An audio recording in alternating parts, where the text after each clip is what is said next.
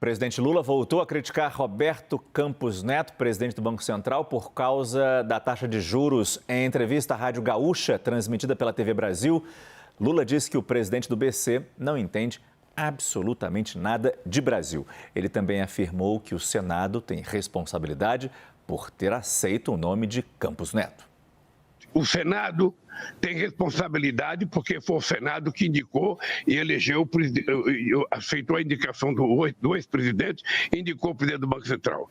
Quando era o presidente que indicava, o presidente tirava ou colocava. Eu lembro que o Fernando Henrique Cardoso tirou uns 2 ou 3 presidentes do Banco Central. Outros presidentes tiravam.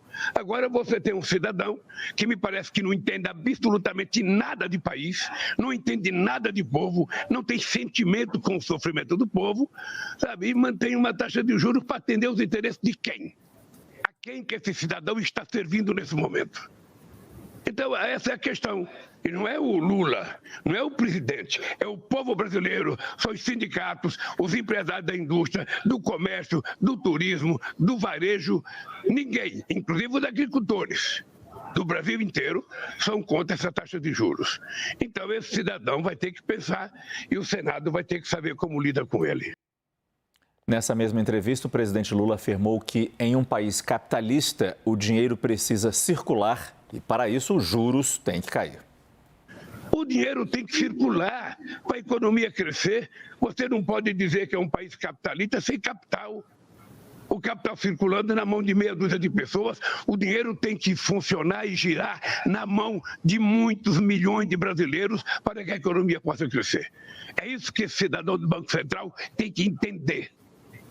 O dinheiro tem que circular e para o dinheiro circular o juro tem que ser baixo. O Conselho Monetário Nacional manteve hoje a meta contínua de inflação em 3% a partir de 2025.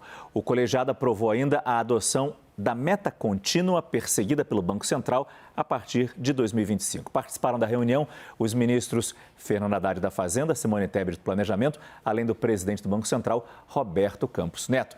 Eu vou conversar agora com o nosso analista de economia, Fernando Nakagawa, que antecipou, já cantou a pedra de que isso poderia vir a acontecer ontem e em outras oportunidades também aqui no Prime Time. Mas eu te pergunto, Naka, efetivamente, o que muda a partir de agora? Boa noite. Boa noite, Márcio. Para o Banco Central, que é quem precisa correr atrás da inflação para tentar manter os preços bem comportados, isso vai gerar mais flexibilidade. Era consenso entre os economistas que o Brasil deveria alterar esta mecânica. O regime de metas de inflação, para a gente entender o que é isso, é como fazer um regime, só que ao invés de peso, a gente quer perder inflação. E para tentar fazer essa dieta, estabelece uma meta de perda de inflação.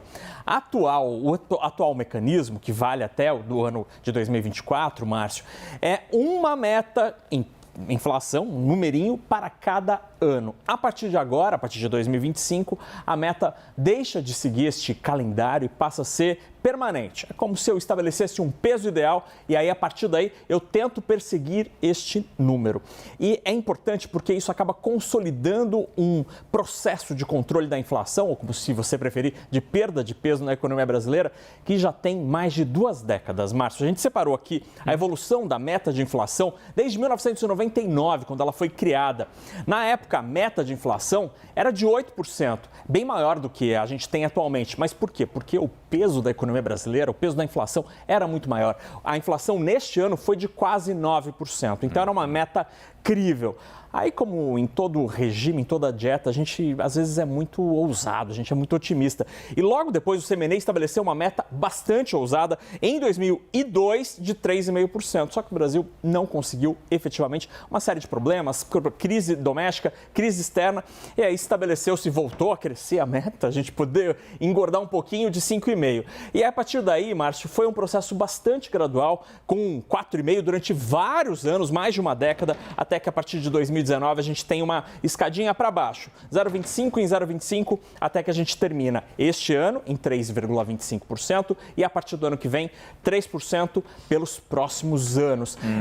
Este estabelecer 3% é importante porque é exatamente o número de muitos países emergentes. Márcio, na próxima tela a gente tem como está a meta de inflação de outros países. Então, começando pelos países desenvolvidos, onde a situação da economia é mais tranquila.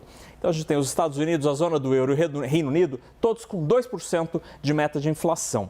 O Peru é o país emergente mais ousado, com uma meta de 2%, igualzinha à dos grandes países envolvidos. Agora que a gente vai para outro lado da coluna, Chile, Colômbia, México e China, todos com meta de 3%, exatamente a mesma que passa a vigorar a partir do ano que vem aqui no Brasil. E todo mundo aqui, Márcio, também tem meta contínua, ninguém tem meta calendário como era aqui no Brasil até agora há pouquinho. Agora, essas mudanças, normalmente essas mudanças de meta, de sistema, elas são feitas depois do fechamento do mercado. Essa veio antes foi anunciada antes do fechamento do mercado. De alguma forma, isso influenciou essa mudança para a meta contínua? De alguma forma, isso animou ou desanimou os investidores? O mercado estava esperando exatamente o que aconteceu e muita gente estava otimista com essa alteração. Então, o resultado do mercado financeiro foi positivo, de fato, Márcio. A Bolsa subiu hoje com força 1,5% praticamente. O dólar terminou perto do 0 a 0, mas com uma ligeira queda. Há a percepção de que isso consolida a expectativa de corte do juro a partir de agosto. Aliás, o ministro Fernando Haddad cobrou isso durante a apresentação dos números lá do CMN e disse que ele está acreditando que há um ciclo consistente de queda começando agora porque há condições. E entre as ações em destaque, Márcio, a gente tem duas aqui na próxima tela.